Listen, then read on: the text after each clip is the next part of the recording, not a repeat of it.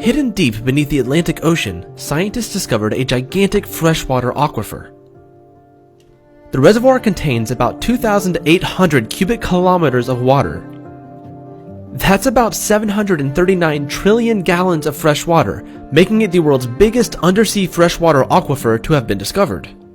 The waters run deep, starting at about 182 meters or 600 feet below the ocean's floor and ending at about 365 meters or 1,200 feet. The aquifer extends about 90 kilometers offshore and spans the coastline of New Jersey all the way to Massachusetts. The water may date back to the Ice Age.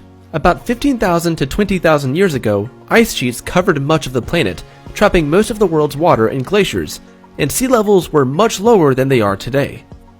As temperatures rose, the ice started to melt, creating massive river deltas across the continental shelf.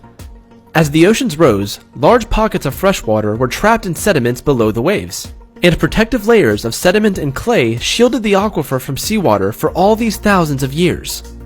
Researchers found the aquifer by using electromagnetic mapping of the seafloor. They dropped sensors to the seafloor to measure the electromagnetic fields below. Saltwater is a better conductor of electromagnetic waves than freshwater, so when researchers noticed a band of low conductance in their readings, they suspected that there was a large body of fresh water. Researchers believe that the aquifer is continuously fed by underground runoff from the shore. As a result, the water is not entirely fresh, but is relatively low in salinity compared to the ocean water above it, and desalination could easily turn that into drinkable water.